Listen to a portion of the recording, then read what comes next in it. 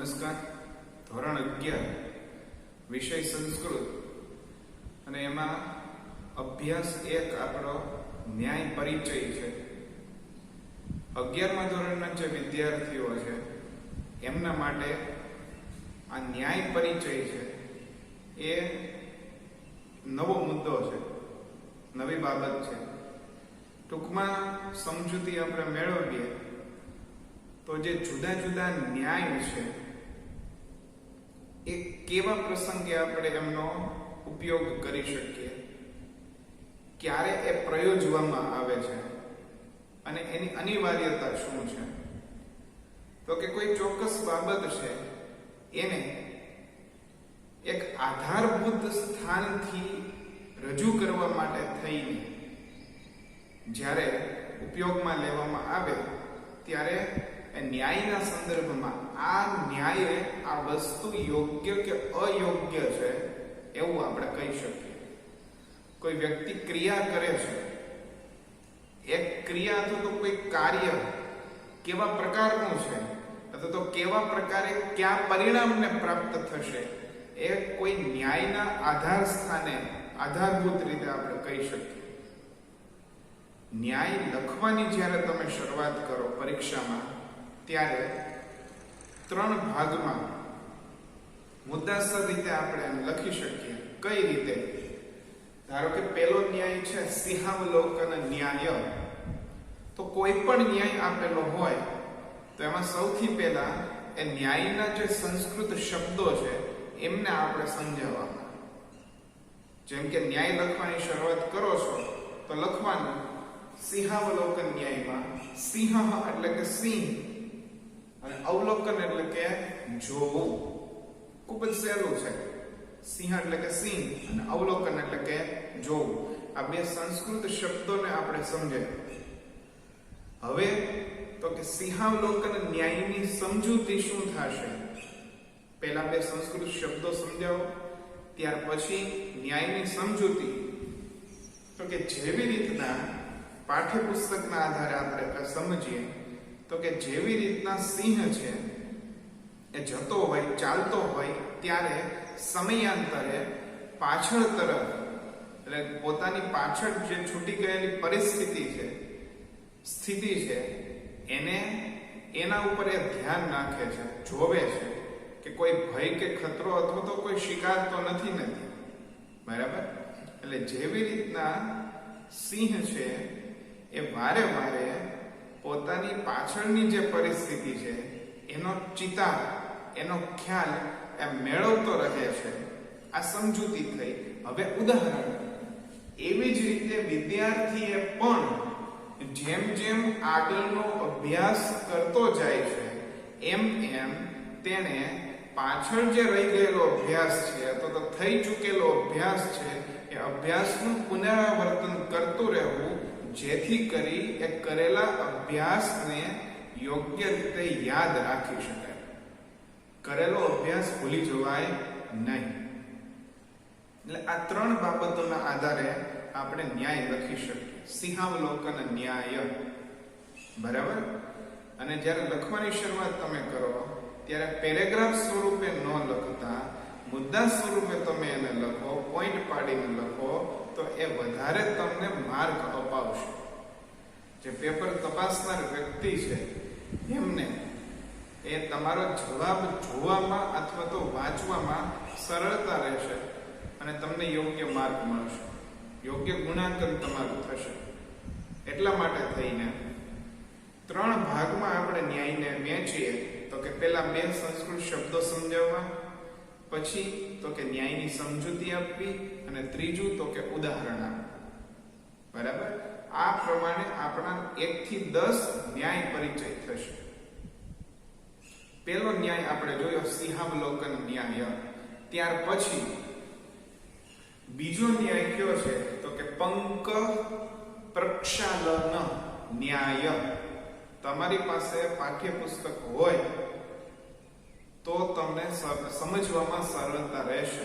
એટલે પાઠ્યપુસ્તક સામે રાખવું. બરાબર? શું છે ન્યાયનું નામ?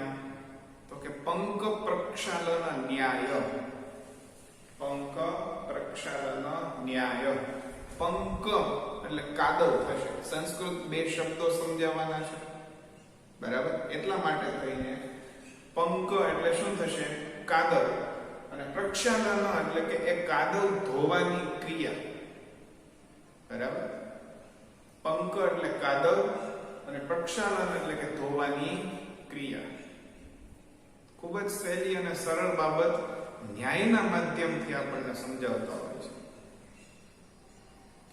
આપણી પાસે કોઈ પણ પરિસ્થિતિનો ઉપાય, કોઈ પણ પરિસ્થિતિનું નિરાકરણ, કોઈ પણ પરિસ્થિતિનો હલ આપણી પાસે છે. એટલા માટે થઈને જાણી જોઈને કોઈ મુશ્કેલીને આપણે ઊભી કરીએ તો એ સ્વીકાર્ય છે નહીં, એ ગ્રાહ્ય છે તો કે નહીં, બરાબર? એ વાતનો બોધ આ પંક પ્રક્ષાલન ન્યાય દ્વારા આપણને પ્રાપ્ત થાય છે. જ્યારે કાદવમાં પગ પડે છે તો એ કાદવમાં પડેલા પગને સાફ કરવા માટે થઈને આપણી પાસે પાણી છે. એ પાણીના માધ્યમથી આપણે એ કાદવમાં પડેલા પગને સાફ કરશું, એ વ્યાજબી છે. પણ એ પગ ભૂલથી કાદવમાં પડેલો હોય તો કોઈ એવું વિચારે કે આપણી પાસે તો પગને સાફ કરવા માટે થઈને પૂરતા પ્રમાણમાં પાણી છે, તો જાતે કરીને કાદવમાં પગ પાડવું તો કોઈ પ્રશ્ન છે નહીં. તો એ વિચારસરણી કેવી છે? અયોગ્ય છે. આ સાંભળવામાં તમને થોડુંક અજુગતું લાગે, પણ ઉદાહરણ તમે જુઓ. શું કીધેલું છે? બીમારી અને સારવાર. ઘણા લોકો એવા હોય છે કે વૈદ્ય તરફથી, ડોક્ટર તરફથી અમુક વસ્તુઓ ખાવા માટેની મનાઈ કરવામાં આવેલી હોય છે, મનાઈ કરવામાં આવેલી હોય છે. છતાં પણ ભોજન સમારંભના પ્રસંગે એ લોકો એવું વિચારે છે કે હું થોડુંક અમસ્તું એ ખાઈ લઉં, થોડુંક અમસ્તું એ હું ચાખી લઉં, પછી દવા હું પી લઈશ, એટલે ચિંતા જેવું નથી. તો આ વિચારસરણી કેવી છે? અયોગ્ય છે, ખોટી છે. તબીબ દ્વારા, ડોક્ટર દ્વારા જે વસ્તુ ખાવાની મનાઈ કરેલી છે એ ન ગ્રહણ કરવી એ વ્યાજબી છે. પણ એવું વિચારીને ગ્રહણ કરીએ કે એની દવા ઉપલબ્ધ છે, સારવાર ઉપલબ્ધ છે, કઈ થશે તો હું સારવાર લઈ લઈશ, તો એ વસ્તુ કેવી છે? અયોગ્ય છે. આવી બાબતો દર્શાવવા માટે પંક પ્રક્ષાલન ન્યાય પ્રયોજાય છે. મુશ્કેલી અને નિરાકરણ. નિરાકરણ હોવાના કારણે જાણી જોઈને મુશ્કેલી ઊભી કરીએ તો એ વાત કેવી છે? અયોગ્ય છે, બરાબર? બે ન્યાય. ત્રીજો ન્યાય શું જણાવે છે? તો કે વૃદ્ધ કુમારી વાક્ય ન્યાય. આ ખૂબ જ સરસ મજાનો છે. પાઠ્યપુસ્તકમાં તમે નજર કરો ને તો એમાં ત્રીજો ન્યાય વૃદ્ધ કુમારી વાક્ય ન્યાય. વૃદ્ધ એવી કુમારી એટલે કે લગ્ન નથી થયેલા એવી સ્ત્રી, કુમારી, બરાબર? એને ઈશ્વર જે છે એ વરદાન માંગવાનું કહે છે. એટલે વરદાનમાં શું માંગે છે? તમે પેજ નંબર 84 ઉપર જોવો ને તો લખેલું છે કે એક જ વાક્યમાં એ શું માંગી લે છે, કેટલું બધું માંગી લે છે. તો કે મારા પુત્રો સોનાના વાસણમાં ઘી અને દૂધથી યુક્ત ભાત ખાય, બરાબર? આવું કોણ માંગે છે? તો કે પેલી વૃદ્ધ એવી કુમારી. મારા પુત્રો સોનાના વાસણમાં ઘી અને દૂધથી યુક્ત એટલે કે ઘીથી યુક્ત દૂધ અને ભાત જે છે એ ખાય. એટલે શું શું માગી લે છે?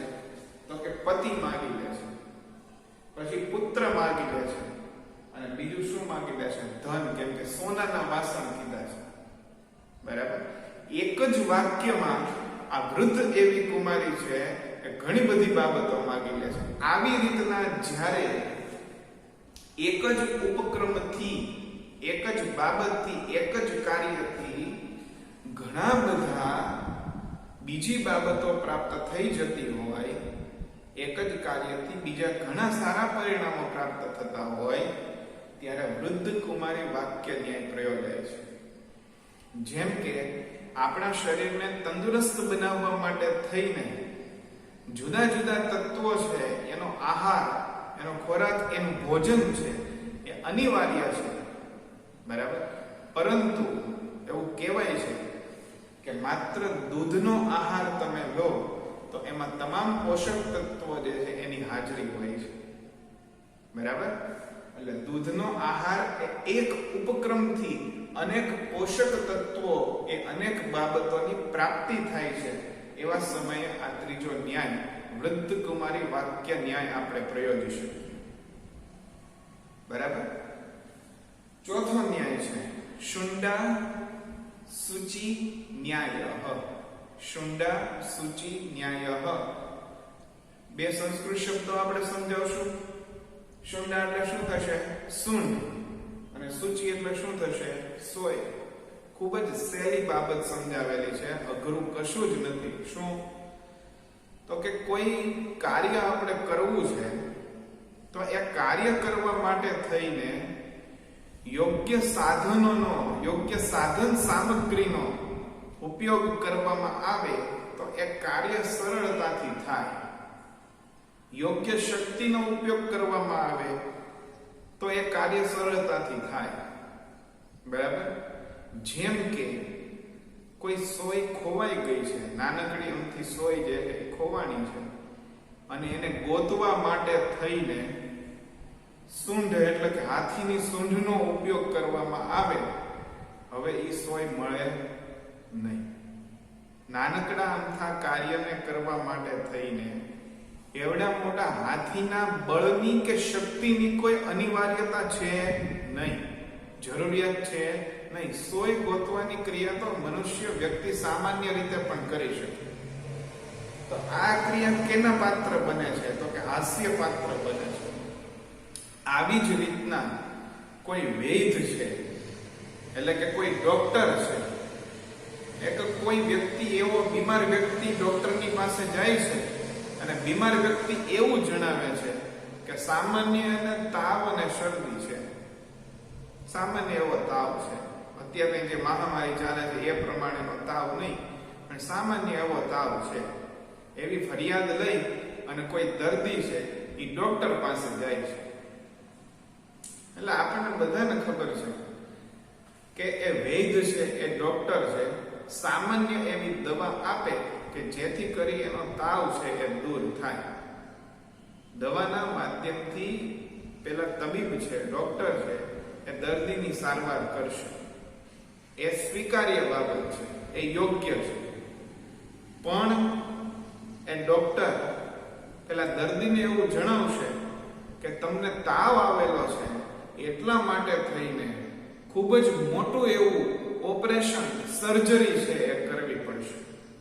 આવું સાંભળવા માત્રથી આપણને હાસ્ય આવે, બરાબર. એટલે સમજી શકાય કે આ વાત કેવી છે કે અયોગ્ય છે, અસ્થાની છે. આવી રીતના જ્યારે કોઈ વ્યક્તિ નાના કાર્યને સિદ્ધ કરવા માટે થઈને ખૂબ જ મોટા એવા સાધન કે માધ્યમનો ઉપયોગ કરે ત્યારે હાસ્યાસ્પદ બને છે, ત્યારે આ શુંડા સૂચિ ન્યાય એ પ્રયોજાય છે. તમે જુઓ છો 1 થી 4 ન્યાયનો અભ્યાસ આપણે કરેલો છે, અને દરેક ન્યાય આપણને કોઈને કોઈ સમજ, કોઈને કોઈ વાતનું જ્ઞાન, કોઈને કોઈ પરિસ્થિતિની અવસ્થા આપણને દર્શાવી જાય છે, જે ખૂબ જ સહેલી છે અને સમજી શકાય એવી છે. 5મો ન્યાય છે સૂચિ કટઃ ન્યાય. આ વિદ્યાર્થીઓને વધારે લાગુ પડે એવો છે. શું કામ? તો કે સૂચિ એટલે શું થશે? તો કે સોય, અને કટઃ એટલે શું થશે? કઢાઈ. સૂચિ એટલે કે સોય અને કટઃ એટલે શું થશે? કઢાઈ, બરાબર. હવે સ્વાભાવિક છે, સોય છે એ આકારમાં, કદમાં એ નાની અને ઓછા વજનવાળી છે. કોણ? તો કે સોય. એની સાપેક્ષમાં તમે જુઓ, એની સરખામણીએ તમે જુઓ તો કઢાઈ છે એ આકારમાં અને કદમાં મોટી અને થોડી વજનવાળી છે. એટલે સામાન્ય સમજૂતી આપણે જોઈએ તો સોયને બનાવવા માટે થઈને ખૂબ જ ઓછો સમય લાગે અને કઢાઈને બનાવવા માટે થઈને થોડો વધારે સમય લાગે. એટલે કોઈ કારીગર પાસે આપણે જઈએ અને તમે એમ જણાવો કે આ સોય અથવા તો કઢાઈ બંનેમાંથી તમે પહેલા શું બનાવવાનું પસંદ કરશો કે જે ઝડપથી બની જશે, કે જે સહેલાઈથી બની જશે, એટલે કારીગર છે એ તરત જ એ સોય બનાવવાનું પસંદ કરશે. આવી જ રીતના વિદ્યાર્થીઓએ પણ જ્યારે આ પરીક્ષામાં પ્રશ્નપત્રના જવાબો લખવાની શરૂઆત કરે છે ત્યારે એમને આવડતા જે પ્રશ્નોના ઉત્તર છે એ લખેલું છે વિદ્યાર્થીને પ્રશ્નોત્તર, એમણે લખેલા એમના જે પરીક્ષામાં પૂછાયેલા પ્રશ્નપત્રમાં પૂછાયેલા જે પ્રશ્નો છે એમાંથી વિદ્યાર્થીને આવડતા પ્રશ્નોના ઉત્તર કે જે એમને સરળ લાગે છે અને ટૂંકા છે એ જવાબો લખવાનો આગ્રહ વિદ્યાર્થી પહેલા રાખશે અને સવિસ્તૃત અને ઓછા આવડતા પ્રશ્નોના જવાબ છે એ છેલ્લે લખવાનો આગ્રહ રાખશે. આવી પરિસ્થિતિમાં સૂચિકટઃ ન્યાય એ પ્રયોજાશે. એટલે આપણા 5 ન્યાય પૂરા થાય છે. ક્યાં ક્યાં? તો કે સિંહાવલોકન ન્યાય, પંક પ્રક્ષાલન ન્યાય, વૃદ્ધ કુમારી વાક્ય ન્યાય, શુંડા સૂચિ ન્યાય અને સૂચિકટઃ ન્યાય. બરાબર? આ પ્રમાણેના 5 ન્યાય, કુલ 10 ન્યાય આપેલા છે. આગળના 5 ન્યાય તમે જુઓ તો છઠ્ઠો ન્યાય છે એ શું છે તો કે જલબિંદુ નિપાત ન્યાય. જલબિંદુ એટલે પાણીનું ટીપું. બે સંસ્કૃત શબ્દો આપણે સમજાવવા પડશે એટલા માટે. જલબિંદુ એટલે પાણીનું ટીપું અને નિપાત એટલે કે પડવું. બરાબર? આપણા ઘરે પાણી ભરેલો ઘડો હોય, પાણીનો જે ગોળો હોય એમાંથી ટીપું ટીપું પાણી જે છે એ પડ્યા કરે, પાણી જેવા કરે તો સમય એવો આવે બીજું પાણી એમાં નાખવામાં ન આવે અને સમયાંતરે એ ઘડામાંથી પાણીનું ટીપું પડ્યા કરે.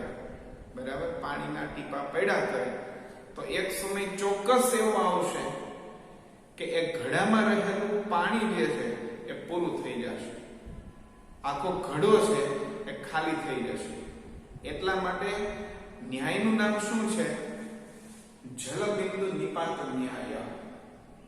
અને આવી જ રીતના, કેવી રીતના તો કે જેવી રીતના ઘડામાં રહેલું પાણી છે એ પાણીના ટીપાના માધ્યમથી એ પૂરું થઈ જશે, આવી જ રીતના પુત્ર અથવા તો સંતાનો છે એ એવું વિચારે કે મારા માતા પિતા પાસે પ્રચુર માત્રામાં સંપત્તિ છે, પ્રચુર માત્રામાં ધન સંપત્તિ છે, હું કદાચ પૈસા નહીં કમાઉં અને મારા માતા પિતાની સંપત્તિનો વપરાશ હું કરીશ તો પણ મને કોઈ પણ જાતની આપત્તિ, મુશ્કેલી, સંકટ આવવાનું છે નહીં. તો આ વિચારધારા કેવી છે તો કે અયોગ્ય છે. શું કામ? તો કે જેવી રીતના ઘડામાંથી પાણી ખાલી થઈ જશે કેમ કે એમાંથી પાણીના ટીપા સ્વરૂપે પાણી નીચે પડે છે, એવી જ રીતના માતા પિતાની ગમે એટલી સંપત્તિ હોય પણ તેના સંતાનો એ માત્ર એ સંપત્તિનો વ્યય કર્યા કરે તો એ સંપત્તિ એક દિવસ ચોક્કસ ખૂટી જ જશે. આવી જ રીતના કુદરત પાસેથી આપણને જે કંઈ પણ પ્રાપ્ત થયું છે, જે કંઈ ખનિજ સંપત્તિઓ પ્રાપ્ત થઈ છે એ આપણે બધા મનુષ્યો એમાંથી એનો વ્યય કરતા રહેશું તો એક સમયે એ ખનિજ સંપત્તિ પણ ચોક્કસ ખૂટી જ જવાની છે. એટલા માટે સંતાનો માતા પિતાની સંપત્તિનો વ્યય અટકાવે અને સંપત્તિ અર્જિત કરવાના પ્રયાસો કરે. મનુષ્ય પણ ખનિજ સંપત્તિનો વ્યય કરતો અટકે અને ખનિજ સંપત્તિના જે ભંડારો છે એને સુરક્ષિત રાખવાના પ્રયાસો કરે. એ ઉદ્દેશ્યથી આ ન્યાય અહીંયા આપણી સમક્ષ પ્રસ્તુત કરેલો છે. જલબિંદુ નિપાત ન્યાય. અને છતાં પણ કોઈ આવી પ્રવૃત્તિ શરૂ હોય તો એ સંદર્ભે જલબિંદુ નિપાત ન્યાય પ્રયોજી શકાય. આગળ દેહલી દીપક ન્યાય. સાતમો ન્યાય કયો છે? દેહલી દીપક ન્યાય. બે સંસ્કૃત શબ્દો આપણે સમજાવીએ. તો કે દેહલી એટલે ઘરનો ઉંબરો અને દીપક એટલે કે દીવડો. રાત્રિના સમયે, અંધકારના સમયે દીવડાને ઘરના ઉંબરા ઉપર મૂકવામાં આવે તો એ ઘરની અંદર અને ઘરની બહાર બંને જગ્યાએ પ્રકાશ આપવાનું કામ કરશે. બરાબર? કોણ? તો કે દીવડો. એટલે કે એક કાર્યના આધારે, એક સાધનના આધારે બે કાર્યો સિદ્ધ થાય છે. આવી જ્યારે પરિસ્થિતિ હોય ત્યારે દેહલી દીપક ન્યાય પ્રયોજાય. ઉદાહરણ તરીકે સાયકલ ચલાવવાનું કામ કરવામાં આવે ત્યારે એક તો બળતણ એટલે કે ઈંધણ, પેટ્રોલ વગેરેનો પણ બચાવ થાય છે અને વ્યક્તિની શારીરિક કસરત પણ થાય છે. એટલે કે શરીર સૌષ્ઠવ પણ વ્યક્તિનું જળવાઈ રહે છે.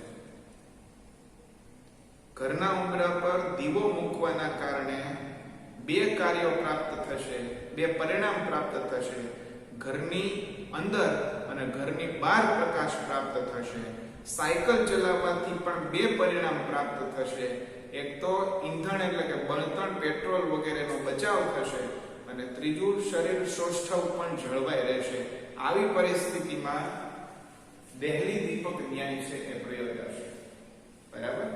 આપણી જે વાસ્તવિક જીવનની પરિસ્થિતિઓ છે એની સાથે સાંકળીને જ આ બધા ન્યાયો આપણને સમજાવેલા છે, આપણા પાઠ્યપુસ્તકમાં આપેલા છે. આઠમો ન્યાય, માત્સ્ય ન્યાય. આ સામાજિક પરિસ્થિતિને બહુ સરસ રીતે સમજાવશે. આઠમો ન્યાય છે ને, માત્સ્ય ન્યાય. ખૂબ જ સરસ, આપણે બધી જોતા હોય એવો ન્યાય આવશે. બરાબર? અને કટાક્ષમાં કેવું હોય તો આપણા સમાજની આધારશિલા એવો આપણો આ ન્યાય છે. આઠમો માત્સ્ય ન્યાય સમાજમાં બધે જ જોવા મળે. કઈ ગોતવા, એના ઉદાહરણ ગોતવા જવા પડે નહીં. બરાબર?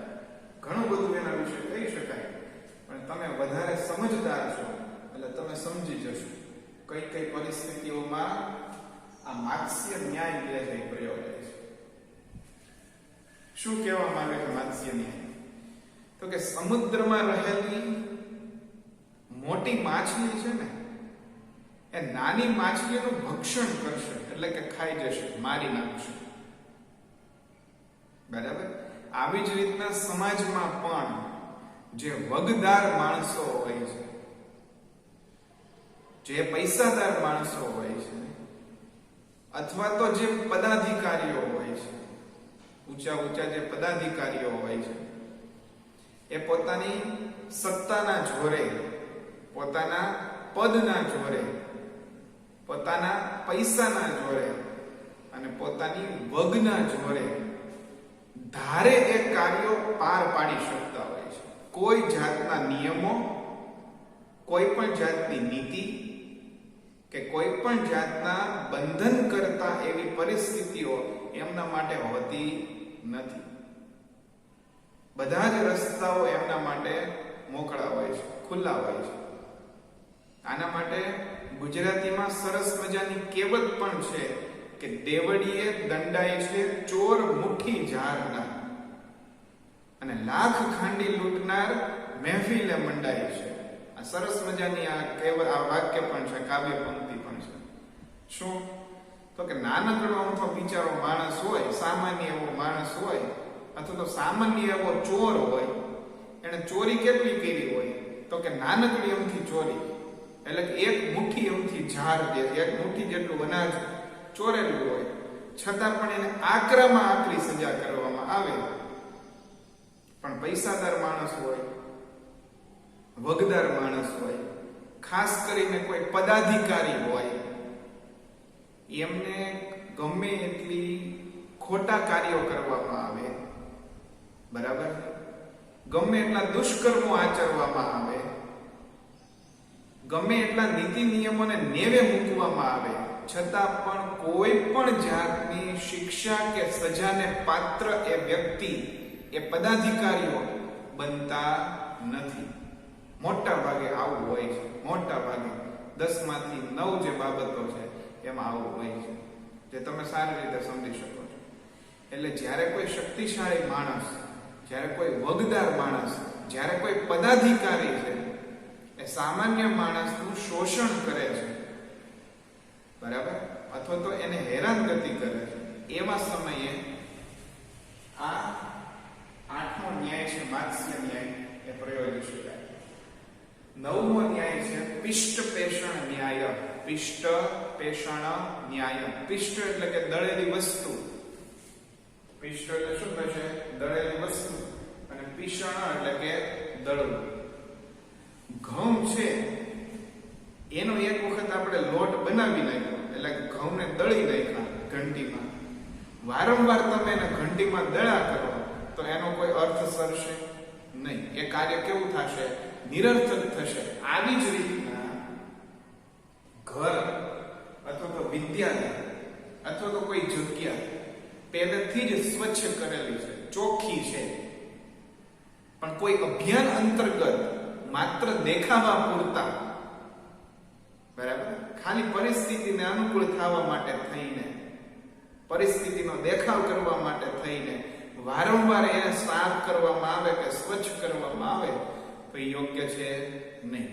ટૂંકમાં એક સ્થાન, કોઈ એક જગ્યા એક વખત સ્વચ્છ થયેલી છે અને વારંવાર તમે એને સ્વચ્છ કર્યા કરો તો યોગ્ય છે નહીં. આવી રીતના કોઈ વ્યક્તિ છે એ કાર્યની એક વખત સિદ્ધિ થઈ ગઈ હોય છતાં પણ એ કાર્યને વારંવાર સિદ્ધ કર્યા કરે તો એનો કોઈ અર્થ સરતો નથી. એવા સમયે પિષ્ટ પેષણ ન્યાય પ્રયોગ થાય છે. અને છેલ્લો ન્યાય છે કૂપમંડુક ન્યાય. આજે મોટી મોટી ડંફાસ કરતા હોય, બડાઈ કરતા હોય એના માટે આ ન્યાય પ્રયોગ થાય છે. શું છે કૂપમંડુક ન્યાય? કૂપ એટલે કે કૂવો અને મંડુક એટલે શું થશે? દેડકો. બરાબર. ગુજરાતીમાં પણ આપણે આવે છે કે કૂવામાં રહેલો દેડકો છે એને એમ થાય કે મને તમામ વિષયોનું, તમામ જગતનું જ્ઞાન છે. ખરેખર એની વિચારસરણી જે છે ને એ કૂવા પૂરતી અથવા તો એનું જીવન છે એ કૂવા પૂરતું મર્યાદિત છે. એ દેડકાએ એટલી જ દુનિયા, વિશ્વ, જગત જોયેલું છે એટલે એમ થાય છે કે આ મારી દુનિયા જ એ સર્વસ્વ છે. આવી જ રીતના કેટલાક વ્યક્તિઓ પોતે જે પ્રાપ્ત કરેલું જ્ઞાન છે એ જ સર્વસ્વ છે, પોતે પ્રાપ્ત કરેલી સમજ છે એ જ સાચી છે, એવી જડ બુદ્ધિ ધરાવતા જે લોકો છે એના તરફ અંગુલી નિર્દેશ કરવા માટે, એવા લોકોને નિદર્શિત કરવા માટે થઈને આ ન્યાય પ્રયોગે છે કૂપમંડુક ન્યાય. મનુષ્ય અને એની જે સીમિત વિચારસરણી છે એના ઉપર ધ્યાન નિર્દેશ કરવા માટે થઈને કૂપમંડુક ન્યાય આવે છે. હકીકતમાં વિશ્વમાં, દુનિયામાં રહેલું જે જ્ઞાન છે એ અપાર છે, ખૂબ જ વિશાળ છે. કોઈ પણ વ્યક્તિ સંપૂર્ણ જ્ઞાની હોઈ શકે નહીં, બરાબર. છતાં ભાઈ કોઈ એવું કહેતું હોય કે હું પૂર્ણપણે જ્ઞાની છું, કોઈ ઘટ પંડિત જેવું હોય, બરાબર. 9મા ધોરણને યાદ કરો તેમાં ઘટ પંડિત આવતા, એ શું હતું તમને ખ્યાલ છે? પણ એવી રીતના કોઈ વ્યક્તિ એમ કે હું પૂરેપૂરો જ્ઞાની છું તો એ વાત કેવી છે? અસ્થાની છે. આવી રીતના આપણા 11મા ધોરણના સંસ્કૃત વિષયના અભ્યાસ 1માં આ 10 ન્યાય પરિચય આપેલા છે, બરાબર. લખવાના થાય ત્યારે પહેલા 2 સંસ્કૃત શબ્દો સમજાવો. સિંહાવલોકન ન્યાય તો કે સિંહ એટલે સિંહ અને અવલોકન એટલે કે જોવું. પછી એ ન્યાયની સમજૂતી આપો 2 કે 3 લીટીમાં અને ત્યાર પછી એનું ઉદાહરણ આપો. અહીંયા આપેલું જ છે, બરાબર. આ પ્રમાણે આપણા ન્યાય પરિચય થશે. છતાં પણ ન સમજાય તો વ્યક્તિગત સંપર્ક કરવો. નેક્સ્ટ વિડિયો લેક્ચરમાં મળશું. ધન્યવાદ.